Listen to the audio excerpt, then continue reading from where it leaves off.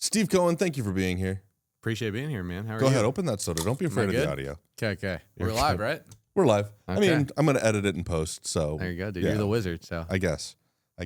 So, there's a bunch of reasons why I want you here.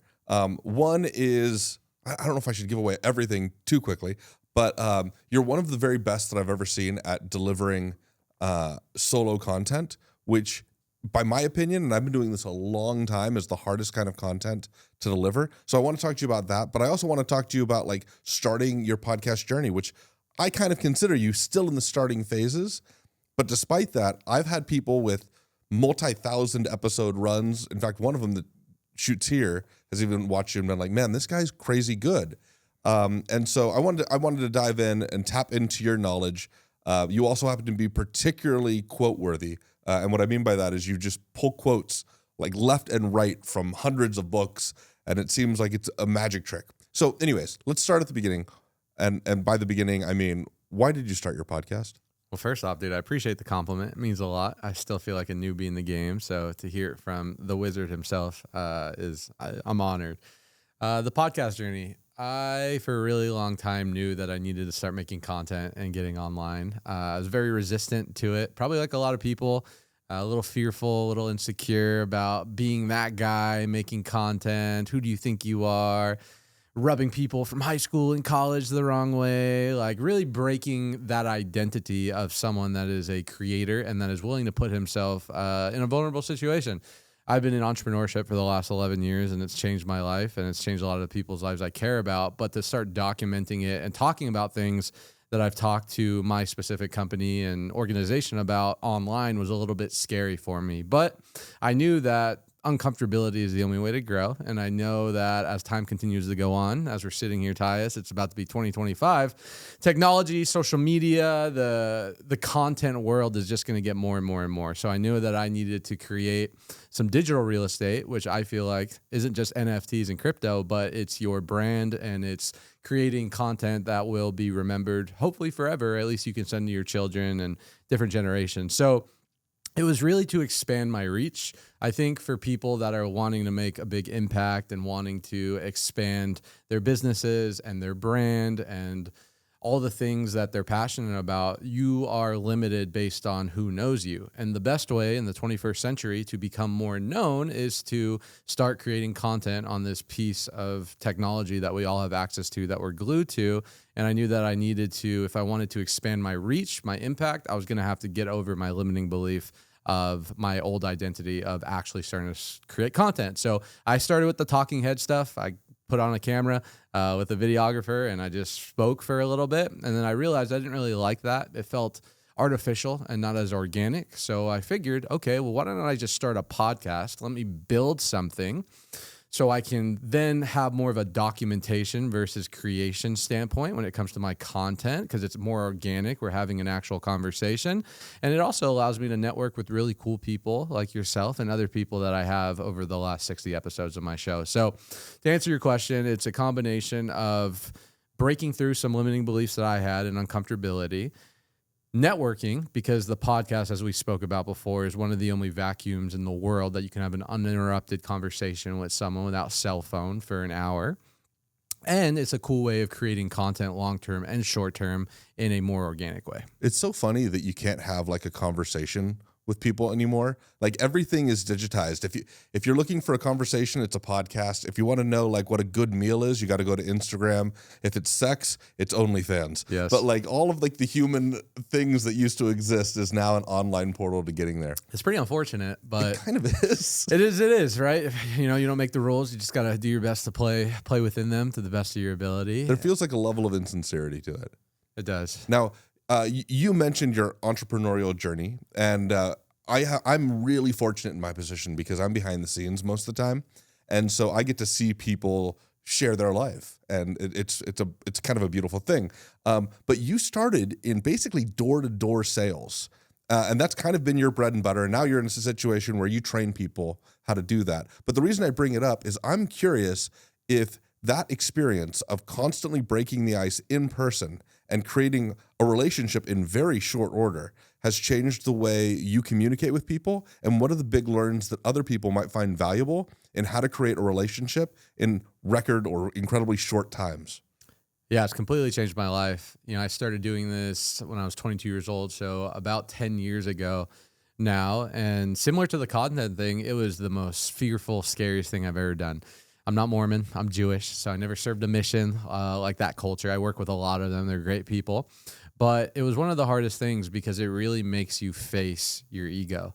It doesn't matter how cool you think you are, if you were president of a club in high school, if you were your captain of your football team or captain of your fraternity or whatever it is. When you go on someone's doorstep, you are inferior to that individual, and they are going to tell you and show you and treat you in a way as such. So it's definitely, we talk a lot about ego death, starve the ego, feed the soul.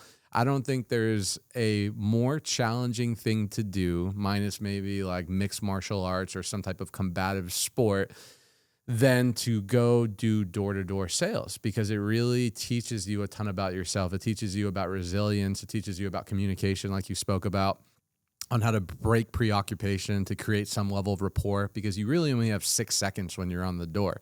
They're judging you through their little peephole, or nowadays the Ring or the Vivint doorbell cameras. So you literally have seconds in order to pattern interrupt them, to give you the time of day to actually create some level of conversation before they actually shut the door on yourself, on yourself.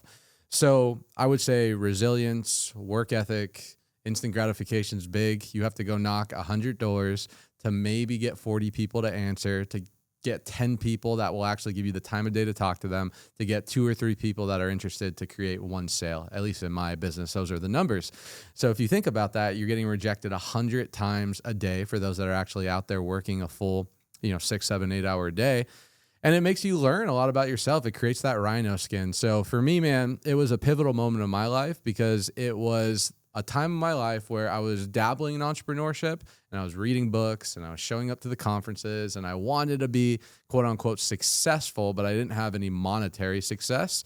And by definition, I wasn't successful. So that was really the dragon that I needed to slay, not the doors, not to make sales, but really for myself, to show myself that I can actually do something if I say I'm going to do it. And once I was able to become somewhat successful at it and slay that dragon, my level of confidence, my level of conviction, my level of self-proof that I'm someone that follows through with commitments that I say I'm going to, skyrocketed. And it was definitely a pivotal moment in my life. There's a few fascinating things that you said within that.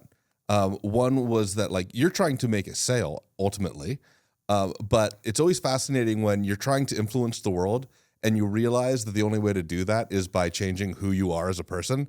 Like, that being the takeaway of like, hey, I'm trying to impact this person, and yet I realize that I'm the one that has to be modified to make that happen. That's fascinating. Another parallel when it comes to media is nowadays there's so much content on the internet that the first 3 to 6 seconds is the hook. Like, that's the most crazy moment where if you don't have that on lock, and Mr. Beast, the big creators will tell you that, like, they're focusing on every frame of the first few seconds of a video, and or a podcast or whatever the content is. So are there any tricks? So you mentioned pattern interrupts. What's a pattern interrupt? But because I feel like that's going to take us into how do you create that rapport quickly or break into a situation where somebody planned on shutting the door on you. Yeah, there's a lot of different things that you can do. Breaking preoccupation is what we teach people. It's most people, same thing with content, like you mentioned, right? You have a preconceived notion on the door when you open the door to someone, right? There's probably a lot of homeowners that listen to this. I am now a homeowner, which I wasn't when I started. Now I am. So now I'm on the other side of it. So I like to think on how I would respond. But when you see a door-to-door guy, the first thing you're going to think is unconsciously is he's trying to sell me something. He's here to pitch me something. He's here to convert me to a different religion, whatever the case is. And ultimately our brain goes into fear mode. This guy's going to bring me danger, maybe not like actual danger, but he is some type of threat to what I'm doing right now. And I don't want to be put in an uncomfortable situation. That's what a lot of people think when it comes to sales. So your job is to create some type of common ground very, very quickly. So a pattern interrupt is doing something that is going to take them off of whatever unconscious program that they're running in their mind right now. So it can be, hey, dude, I really like the football banner that you have outside. If a dog's barking, hey, sorry to set off the alarm. Like doing something, humor is big. Asking questions quickly that maybe they're not expecting is quick. You have to do something to take them off of their unconscious mind. Because what happens is the first thing that comes out of someone's mouth when you knock on their door is not interested. Before you even say what they're saying, there's been YouTube videos and different kind of case studies that have been done in our industry where literally there's people trying to give strangers money on the door, knocking door, trying to give them $100,000 checks, but they don't listen to anything the salesperson is saying for the first 10, 15 seconds. So they're just still trying to close the door before they even get out what they're trying to say. So you have to separate yourself. And a lot of that, I believe, is unconscious. We train people that communication is really only 8 or 9% words. The other 92, 93% is all your physiology and it's all your tonality. So it's how you stand. Are you mirroring and matching them? If a homeowner comes out aggressive, you have to match that energy and become aggressive. If they come out and say, hey, what do you want? You have to increase your tone and pitch and your intensity to match them. Because the idea is we want to match their level of energy because people like people who are like themselves. So if you're able to match their energy, their physiology, the way they're standing, the way they're talking, their pace, their tempo, you then can create some common ground. And when you're in rapport, then you're able to kind of take them where you need to hopefully create enough separation to actually pierce through their unconscious mind and actually talk to them as a human. Like literally NLP mirroring is what we're talking about. Exactly. Wow. Yes. I knew a guy that would meet girls. He had a thing for girls that worked in tanning salons. And so he would walk into a tanning salon and before getting to the front counter, he would intentionally fall really hard. And the girl would jump up and be like, oh my God, are you okay? And then he would start laughing at himself. She would start laughing because now he's released the tension of, is he injured? And then he would walk out of the tanning salon and she would inevitably stop him and say like, wait, why'd you come in here? And he would respond with, I just wanted to see you smile. And like, perfect example of a pattern interrupt. Such a powerful pattern interrupt. So anyways, that when you told me that story, or all those examples of pattern interrupts, it was like, that's exactly what he used. Yeah. And it worked really, really well for him. And believe it or not, on the doors, I'm not as much in the field anymore, but doing this for 10 years, the hardest thing to teach people on how to be successful on door to door is because when you're new on the doors, the biggest thing is you're extremely uncomfortable. Like most people, right? You kind of get that pit in your feeling like you're going to go talk to a girl for the first time because it's scary. You're knocking on this person's door. They don't know who you are. You have this whole neighborhood, especially if it's your first or second time doing it. It's extremely intimidating. And it takes months and months and months to actually get comfortable enough to actually have a conversation with it. Because what most people do is they're trying to pitch people from memory. I need to say this. This is my pitch. Hey, how's it going? Yeah. And the challenge is you sound like a robot. And the second you sound like a robot, again, most communication isn't verbal, it's unconscious. So they pick up on those cues of maybe a high pitch, maybe you're talking too fast. They feel that you're not secure and certain in who you are and what you're doing. So automatically they get nervous and then they shut the door. So the thing that we try and accelerate people's learning curve is, which is kind of interesting, most people think when you're on the doors, you should be kind of like an actor. You have to act, you have to sell. But in reality, the best door-to-door salespeople are the people that are just the most comfortable and can actually be themselves and actually have a human-to-human conversation like me or you. Because what's the first thing that comes to people's minds when someone knocks on their door? They're a salesperson. They're trying to get something from me. I don't want to buy anything.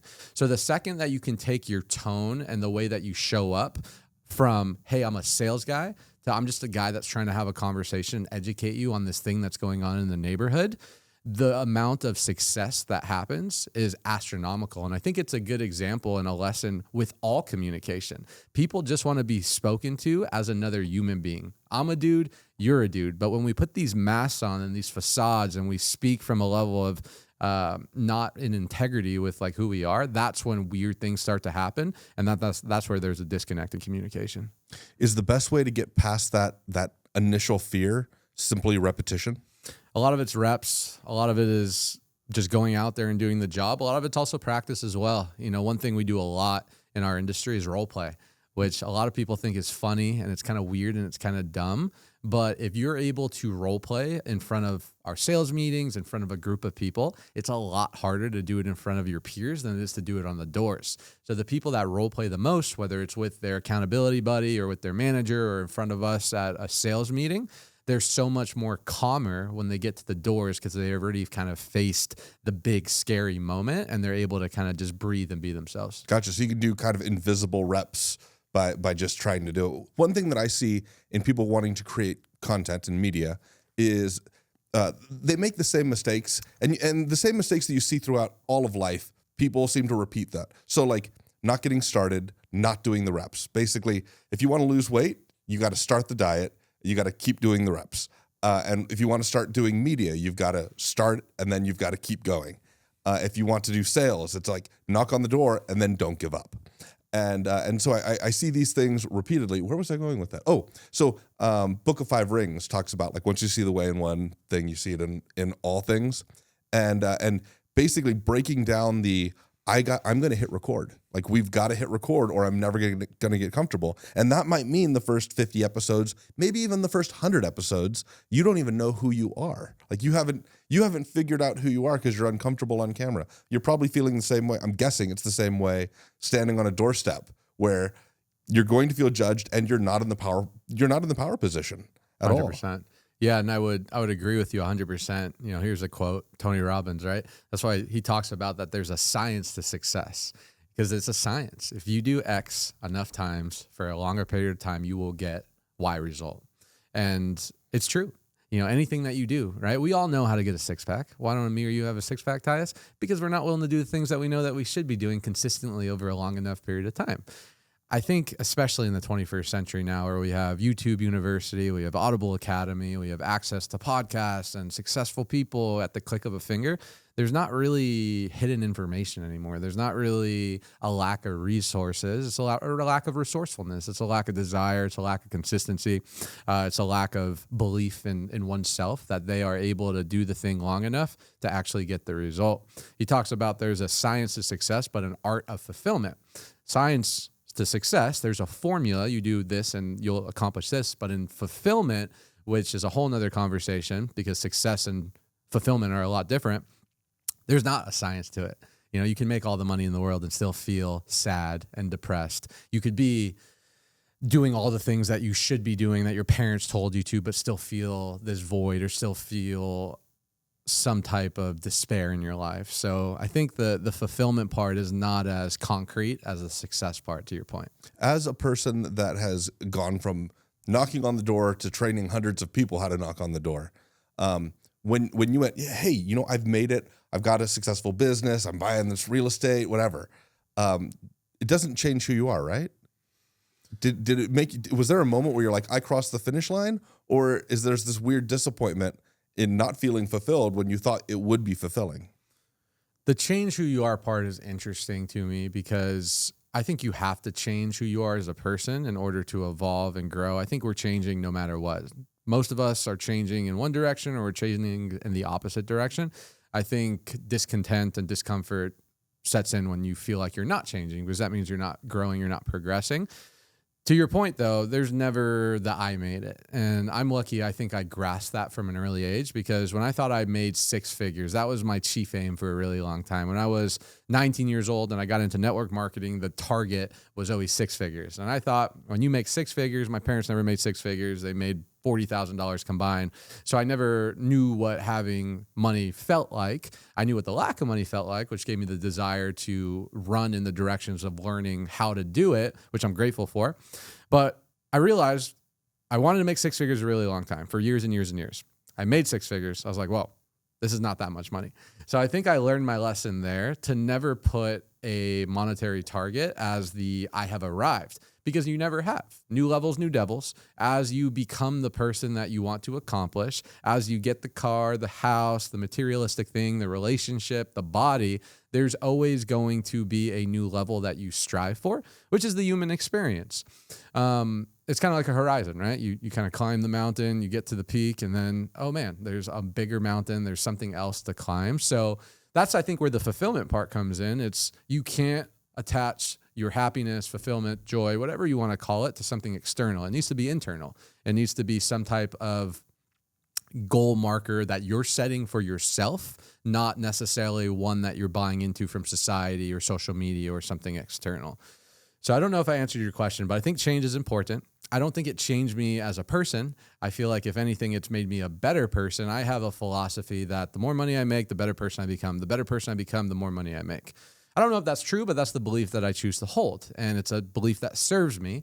So I'm very aligned with the things that I want to, versus I know a lot of people that they either make a lot of money and then other areas of their life digress, or they self-sabotage themselves from making money because they have these limiting beliefs that they make more money, they'll become an ugly, evil, discontent person, which is a dangerous belief to have. So I see a lot of people in the content creation thing where they're looking at the how many likes do I have? How many follows do I have? And they think that's the biggest factor of anything. And the truth is, even nowadays, the algorithms don't actually care. It doesn't really matter if you've got a lot of subscribers, and you'll start noticing the people that know what they're doing are much more interested in, rather than saying, hey, like and subscribe, which used to be the thing, they're now saying like, hey, if you like this video, you might want to watch this other one. They're trying to create a longer relationship, because the algorithm has also figured out that it doesn't matter if somebody clicked on it. It doesn't matter if you got the thumbs up. What matters is, are these people actually engaged with this content? The thumbs up is a minor thing of engagement. If that person never comes back, it's probably not great content, right?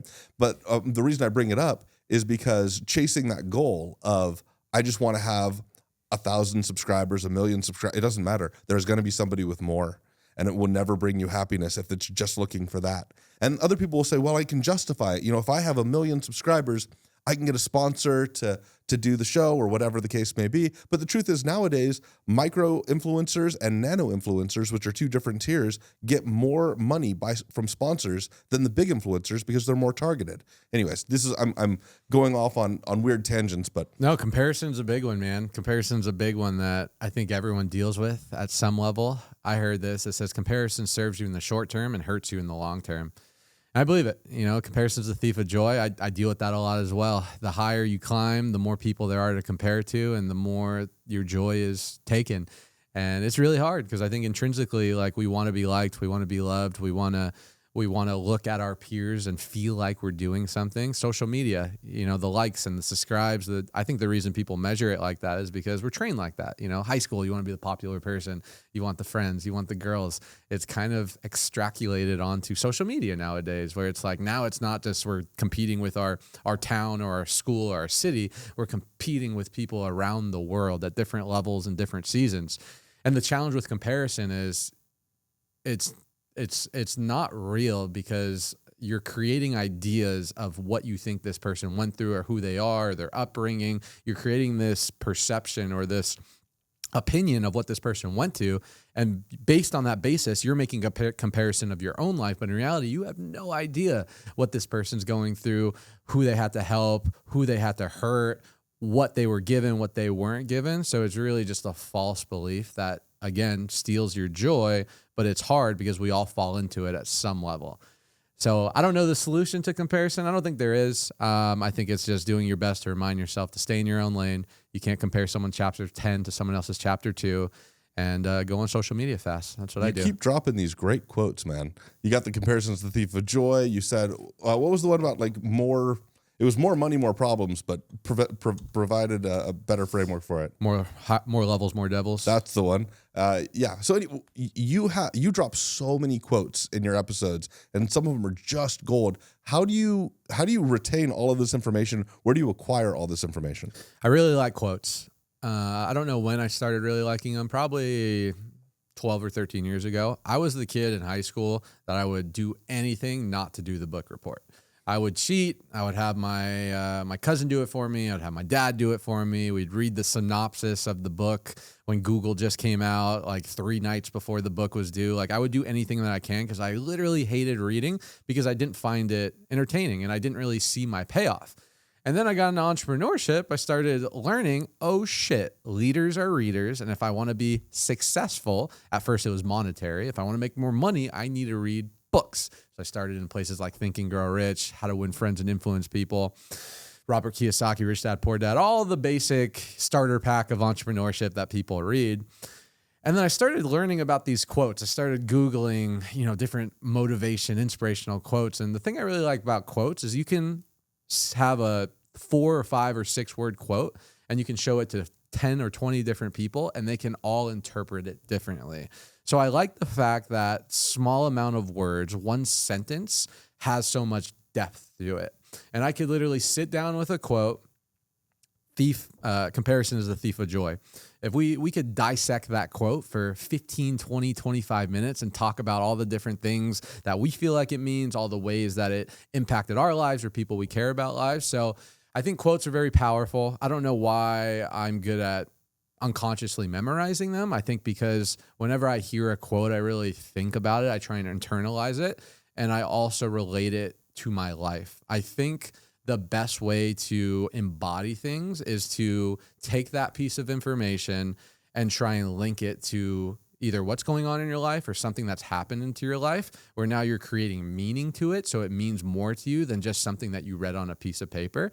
And a lot of these quotes that I've internalized, that I've read in a book, I can really see how it's made a really big impact in my life or the frame that I hold of the world based on how I interpreted that quote. So I really like them.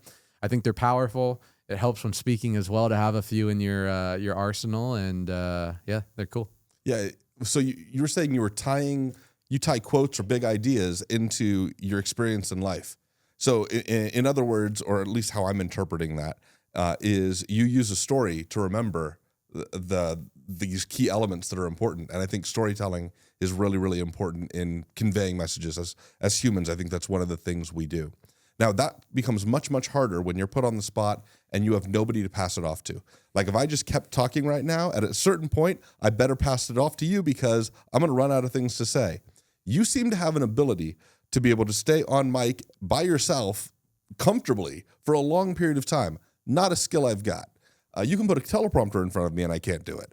So how do you do that? Or was there a methodology for that? It goes back to what we were talking about. It's just reps. So I've been doing public speaking type stuff in the direct sales industry. So I've been doing in my solar business for 10 years. And before that, I did network marketing for 3 years. So 13 years of this arena of communication. I remember when I first started, I was like 19 or 20 years old, and I would do 2 home events presenting our opportunity and product and inspiration, 2 home events for like a year and a half straight, whether there was 1 person or 20 people there. And I would act like there was 100 people in the room. So I got really, really good at public speaking. I got really, really good at getting comfortable in front of groups of people. And then that also translated to doing Zoom calls, 3-way calls, so on and so forth. So it just comes down to reps. Public speaking, I remember hearing in high school. I was never a popular kid in high school. I always wanted to be popular. I always had the desire to be popular. I was friends with popular people, but I myself was not popular. And I remember when I got to college, I wanted to re-identify who I was. I wanted to recreate myself and my identity and how I viewed myself.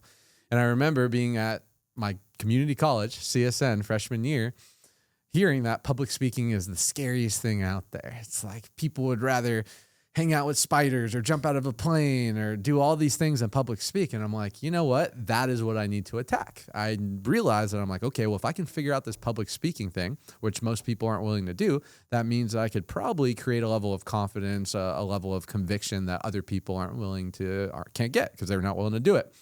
So ever since then, I really try to dive into getting better at public speaking. And I think that really translated into a lot of the other vehicles of communication, whether it's podcasts, speaking, Zoom calls, because public speaking is not easy to start, but once you get good at it, it becomes very addicting. It's the closest thing to being a rock star. If you can speak in a room of a couple thousand people and move them and inspire them, you feel a level of dopamine and endorphins that not many people can feel unless they're a performer or presenter. So I really think that skill set of doing it literally 10,000 hours plus has just translated well over to the mic. It makes me think about, I've heard people say the reason that humans are afraid of public speaking is from an evolutionary standpoint. The reason you'd have to stand up in front of your tribe would be because you're on trial, right? So the fear would be, I'm about to be thrown out. But then you in your dialogue, it made me think, but the other side of that would be like, I'm the chief. Like, I feel great. I feel so powerful in that scenario. I've never thought about it in both of those terms at the same time. Now, when you started off, you were shooting out of your house, I think? Yep. And now you're in studio, and I'm curious why you made that transition. Yeah, I think the house was needed for me to get started because just like everyone else, when they try and start something new, whether it's a new business or a new fitness routine or move to a new job, whatever the case is, you come up with all the alibis and excuse of why you shouldn't do that thing. Oh, I'm not ready. I need this equipment. I don't have the money. I don't have the videographer. I don't have the health plan. Like, I'll wait till next year. Naturally, I think as human beings, like you said, our brain, our mind is meant to keep us alive, not to improve our life. And until you override that, you're going to continue to fall into the same patterns and habits of safety and security, and you're not going to create anything fun with your life because you can't on staying in your comfort zone. So I knew trying to override that, I just need to get started. It's not one day, it's day one. Another quote for you, right? It's not day one, it's not one day, it's day one. So I'm like, I'm just going to send it. So I spent $2,000 on Amazon, got some equipment. I had a videographer at the time, had him set everything up, and I just started it. And I didn't have a vision. I barely had a name. I just said, this is something that I've been saying I'm going to do for a while. If I don't take action on it now, I'm going to keep putting it off. So let me just commit and figure it out later. I think that's where most people mess up. They think they need to have everything figured out before they start, right? They focus too much on the how instead of the why. This is a big concept that helped me when I was in entrepreneurship. Most people, they focus on the how. What's on their radar screen? Well, there's no way I'm going to be able to go make the income that I want or buy that real estate property or start that podcast because based on my current circumstances, there's nothing that I can see on my radar screen that's going to allow me to do that. The crazy thing is, though, anything that good that happens in someone's life, 9 times out of 10, it's off the radar screen. It's getting that call from that client that they didn't even think about. It's that girl that they meet in a bar that they have no idea who it was, even though they've been thinking about their ex-girlfriend all the time. All good things come outside of the radar screen. So if we base our decisions in our actions on what we can see, most of the time we're not going to get very, very far. So I knew commit first, figure out later. And that's what I did. Bought the equipment, hired the videographer, spent the money. That's a very important part. When you put resources, fiscal resources, you actually have skin in the game and you're a lot more likely to actually get the thing done. Cold plunge. I like cold plunging. Before I bought my cold plunge, it was $6,000, bought it about 1.5 years ago. Never did cold showers, never did cold plunge, did a little cryotherapy, but I knew, hey, I want to start cold plunging. I'm not going to start doing cold showers. I just know if I buy this thing for $6,000, I know myself, I'm going to freaking use it. And that's what I did. So I need to override my brain, my safety, comfort zone brain by just deciding first and figuring out later. So the podcast studio was cool at first for the first 15 or 20 episodes, got my feet wet, got some reps under my belt, started figuring out a little bit how to facilitate, how to prepare. And then I knew that I needed to step up my professional game because I knew that if I wanted to acquire and attract higher quality guests, the house was cool, but I needed to put myself in their shoes. If I wanted to attract 7, 8 figure mentality people, I'm going to have to get a more professional space. And I'm also going to have to make a pivot away from my old videographer and just step into something new. I think that's another challenge with people. Sometimes they're afraid to give up the good to get to the great because the good's comfortable, the good's familiar, the good is what we're familiar with and what we're comfortable with. But good is comfort, good is complacent, good is contentment, where the second that you're able to push your comfort zone a little bit, the great things will eventually come to you. And that's why I think the studio is. I think it's great. I had this big unlock this year when I asked a different podcaster, quality or quantity? And this is a person that shoots and releases 3 podcasts a day. And of course his answer was quantity, but I really wanted to know why. And his answer was that you don't even know what's good until you do a bunch of it. And he goes, so many people mess up because they're waiting to get the best camera, the best lens, the best everything before they ever pull the trigger. And they don't even know what is good until they're in a year, 2 years in. And so it really changed my perspective because I hear so many people say, you got to go with quality. Everything's got to be quality. But again, you don't know what quality is until you do it enough. So it just aligns with what you were saying. Now, you mentioned some books. You mentioned a starter pack for the business entrepreneurs. But I'm curious if you can give me 3 books that I may not have heard of that I should put on my list of reading? Yeah, first one I would say is Ask and It's Given by Jerry and Esther Hicks. Probably my favorite book all time. A little bit in the spiritual realm of success, not your typical business book, but definitely has made the biggest impact for me. The second one I would say is The Gap and the Gain. I forget the author, but he's a doctor, scientist, and that talks a lot about what we just spoke about, the power of comparison, or the challenge of comparison. And the concept is when you're in the gap, you're comparing yourself to some type of external or ideal, which is suffering. When you're in the gain, you're comparing yourself to who you were, running your own race, not looking at all the other contestants of the race.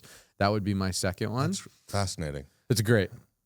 And then the third one would probably have to be, I'm Jewish, so this one, take it. It's The Richest Man in Babylon, which you may have heard on before. I think you need a good financial thermostat book, because money's not the most important thing in the world, but it's up there with oxygen. Most people can agree with that. It's important. It's a resource. It's the modern day energy exchange. So getting that part of your life in order in a fictional way that creates fun and stories, I think is super important. I just realized that I was slowly rolling out of frame this entire podcast, and I even adjusted the mic thinking that the mic is in the wrong position. No, I'm just slowly doing what I correct people doing all the time, and I can still fall into the same traps. Why you're the professional, dude? Oh, no, I feel like an amateur. I'm just like, So what is your goals within a podcast? A lot of people get into it for different reasons. Some people get into it truthfully for ego, but they don't realize it. I see it from an external position. Other people do it financially. They go, hey, I just saw Rogan sold his podcast for $100 million to Spotify, and he still owns the podcast. I see people that do it for follows or credibility, for building their business, for creating a personal brand. Few people, although you mentioned this early in the show, you mentioned networking, which very few people seem to identify early.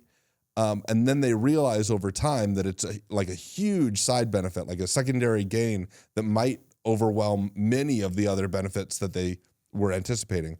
What was your initial reason for getting into it? And now that you're in the game, what is it now? And what does that future path look like for you?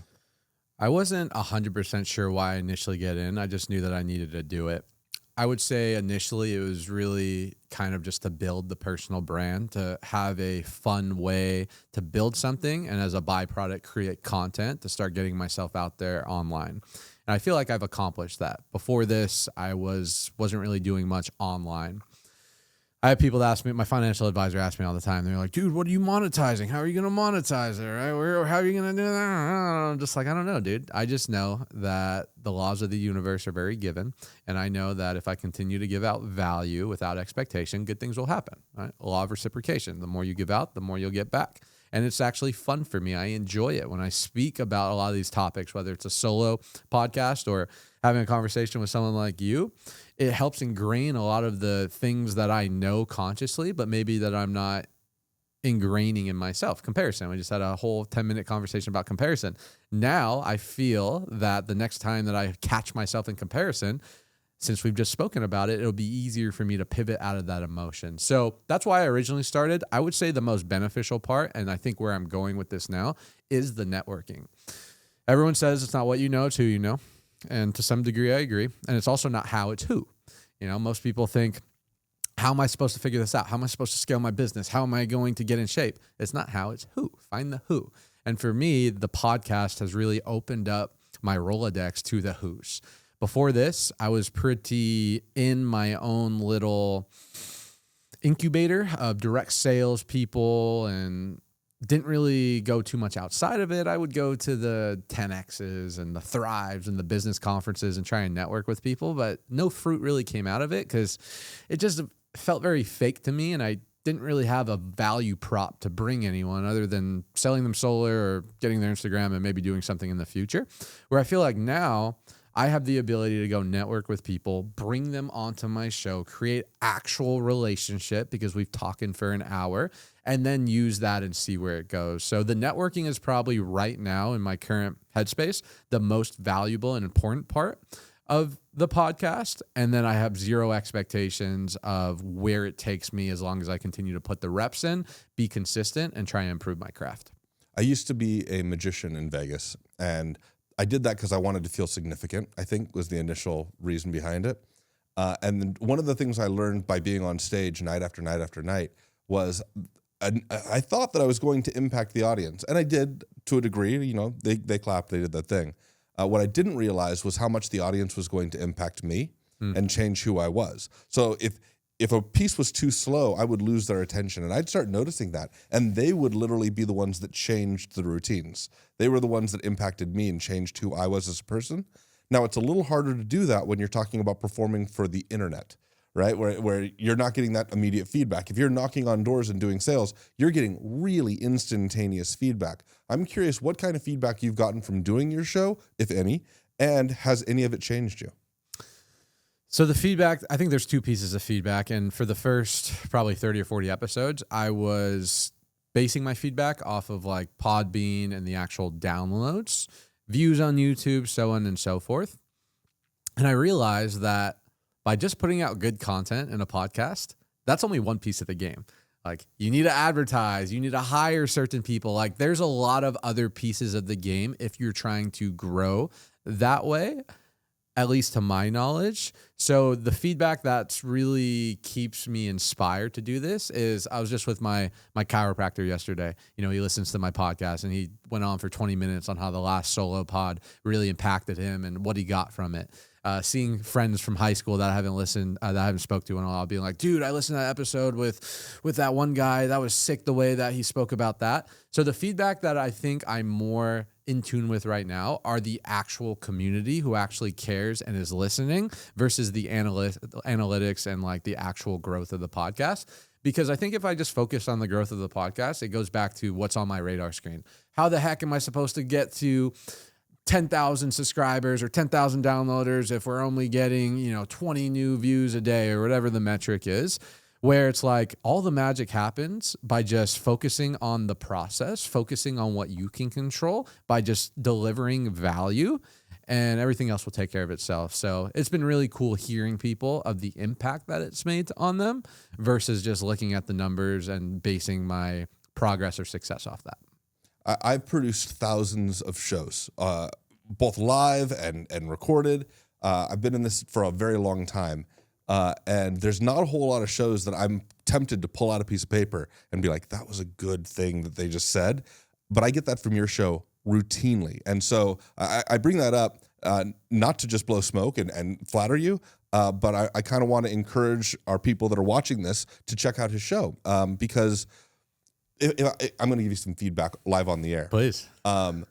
I don't think your show is, I generally tell people to have a really tight niche in their show, right? And I think you started your show pretty broad because you took in a lot of information, right?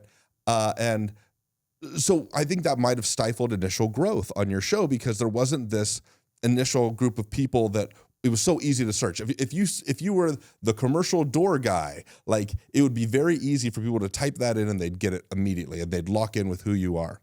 And I think a lot of people haven't because of that. But you're actually talking about the 1,000 true fans. You're talking about, hey, I'm actually impacting people and they're telling me that I'm impacting them, but it took them a second to find it. And I think if you're listening to this, you're doing yourself a disservice if you're not checking out his show. There's so many pearls of wisdom. And normally those pearls of wisdom come from the guests, but I feel like you actually provide just tremendous value every time I see you on the mic, and I appreciate it so much. Dude, thank you so much. It means a lot. What is your favorite episode of your show so far that you've put out? Oh, that's a tough one, dude.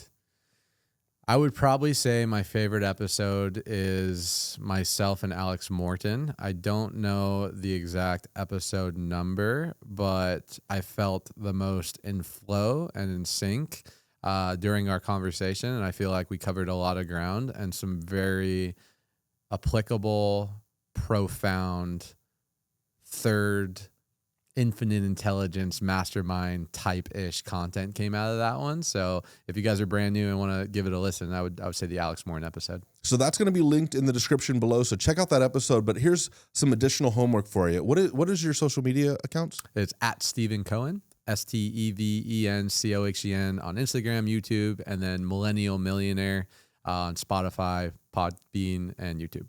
So if you're listening to this, go check out either the episode we linked to below or any of his other episodes. And what I'd really like you to do is comment here or comment on his social media accounts of what you liked, what value you got out of it, so that you can provide us with feedback on what works and what doesn't. If you don't like something, let us know. Don't just drop out. Like, tune in and make an impact on us so that we can make a better impact on others. So leave a comment on his social media account and leave a comment here. We'd really appreciate that. And thank you so much for being here. Tyus, you're the man, dude. You're one of the favorite things about this studio. I know whenever I bring a guest in, you're going to wow them with your charisma and your knowledge. So I appreciate it. Thanks, man.